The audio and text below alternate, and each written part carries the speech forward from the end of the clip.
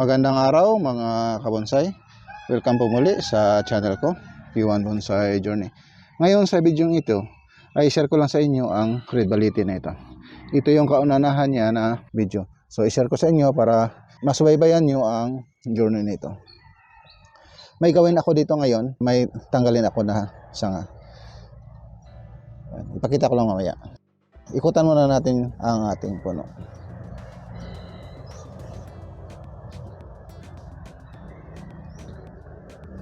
At saka may tanggalin din tayo mga ugat nito ngayon.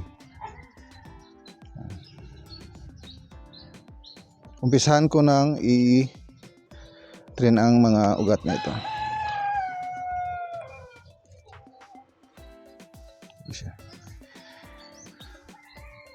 Ito yung sa kabila niya. Di pa ako nakapag-decide kung saan ang gagawin kong front.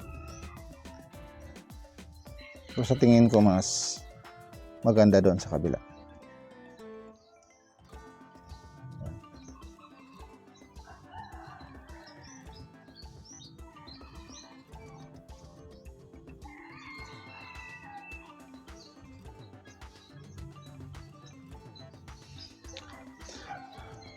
Ito yung kanyang base.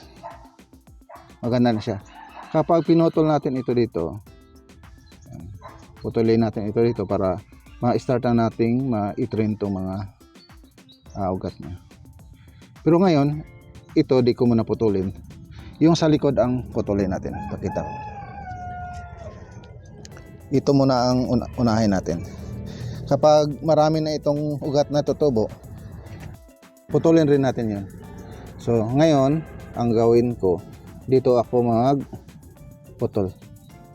So putulin natin dito para magkaroon na dito ng mga ugat na ganyan, yung maliliit.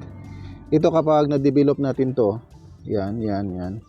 Tapos ito, putulin natin dito, tubuan ng ugat dito, tubuan ng ugat dito. So itong malaking ugat na ito, mawala na to. So maganda na siyang tingnan. Magandang timing ngayon na magkatayo sa ugat na yan kasi tag-ulan. Mga ilang weeks lang, marami nang tutubo na mga ugat yan. So kapag marami nang tumubo dyan, doon na naman sa likod ang tanggalin natin. Dito mas maganda siyang tingnan na gawing front. So, kapag dito ang front natin, ang sangang ito, tanggalin natin. So tanggalin natin yun. Mga ilang beses na ako nag-cut back nito. Ipakita ko.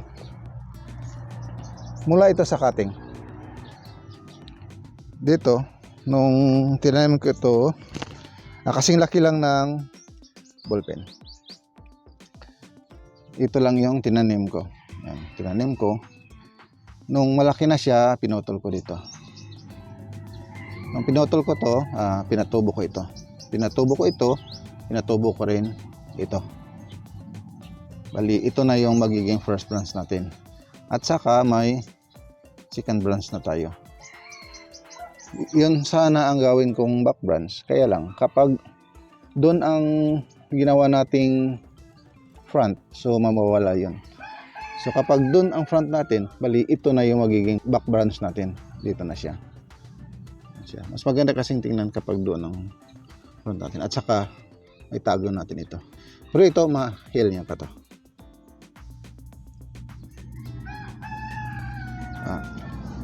Ito yung kauna-unahan kong na-cutback.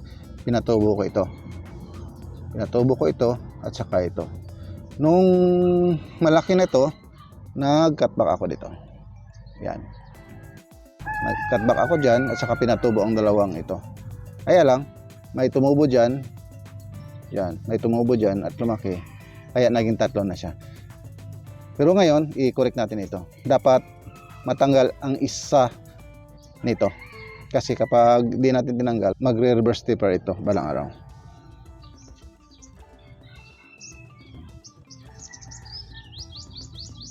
Dito, maganda rin naman siya ang gawing front. Ikutan natin para makita natin kung saan ko kinatbak. Nung malaki na ang sangang ito. Nung malaki ng sangang ito, nag-cut back na naman ako dito. Ito na yon. At saka pinatubo ko ito.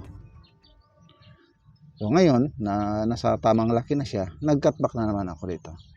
So, bali isa sa likod, pangalawa dito, tatlo dito. So, tatlong bisis na ako nakapag-cut back nito. Ito ngayon, palakihin natin ito para ito yung magiging new leader niya. Kapag malaki na ito, magputol na naman ako ulit dito. At saka, dyan ko na umpisan i-develop yung apex natin. Dito sa may sanga niya dito. Gaya na sinabi ko kanina, nag-cut back ako dito, pinatubo ko itong dalawa. Kaya lang tumubo ito. So ngayon, kapag ito ang ginawa kong front, dapat matanggal na ito. Maganda sana ang galaw ng sangang ito. Kaya lang, need natin tanggalin. Yan. Dito sa sangang ito, nag-cut back ako dito. So tumubo ito, nag-cut back na naman uli ako dito. So mag-cut back pa uli ako dito, doon, mag-cut back pa ako doon, bago ko umpisahan yung magiging mga pads natin. Ayan siya. Dito sa side branch niya, mag-cut back pa tayo dyan. So ngayon, tanggalin na natin ang sangang yun. Tingnan natin yung first branch niya. So maganda naman yung movement niya. Ayan.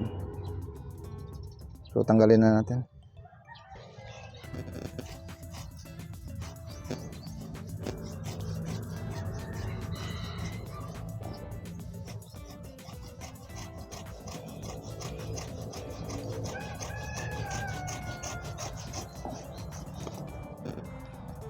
Ayan na siya, natanggal na.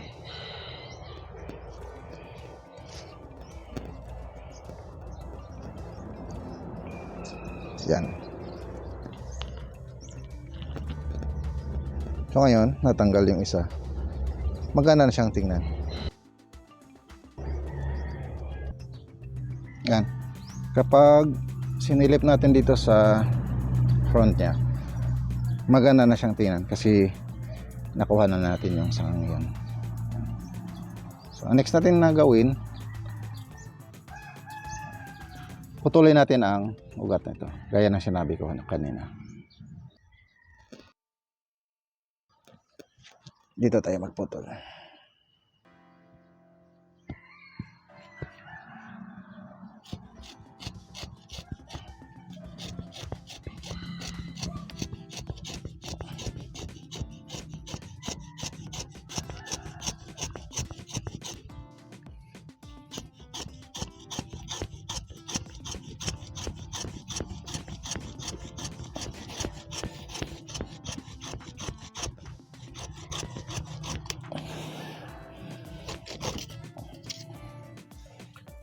At saka, ito rin, nagputol tayo dito.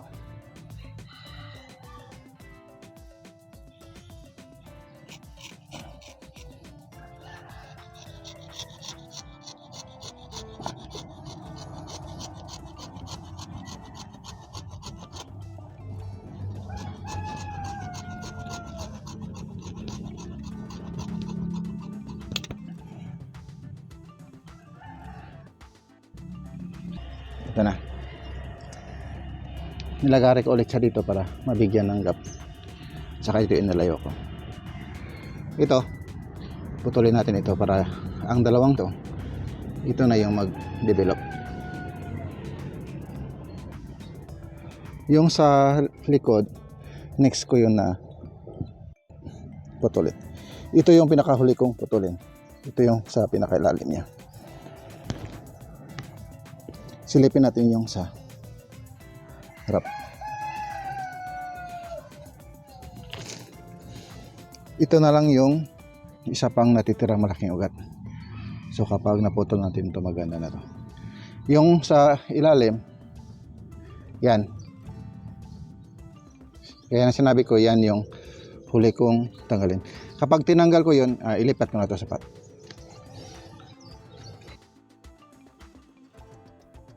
Isang buwan o 2 buwan siguro, pwede na natin itong putulin ulit. Para ang mga ugat na ito ay lumaki na. So makahabol na siya sa size nito. Kapag nag-develop na ang mga ugat na yan, maganda na ang base natin. Yan siya. Pero ngayon, hindi muna natin yan putulin. Sa mga baguhan, kung may mga katanungan kayo, mag-comment lang sa comment section natin para masagot ko ang mga ito. So after 6 months siguro, 6 months to 1 year, bigyan ko kayo ng update nito. Or either, kapag di ako busy, bawat mag-cut back ako nito, ay gawan ko ng update para masubaybayan natin ang journey nito. Mula sa ganito hanggang sa matapos. So, makita natin kung ano ang ginawa ko sa punong ito hanggang sa matapos siya. So hanggang dito na lang ang video natin ito. Kung nagustuhan nyo ang video ito, paki-like, share na rin sa mga kaibigan nyo na gusto rin matutong mag-goodsay para magkaroon din sila ng idea kung paano ito gawin. At sa mga di pa pala nakasubscribe sa akin, paki-subscribe na rin at pindutin ang bell notification button para ma-notify kayo sa sunod kong gawing video. Maraming salamat sa panonood.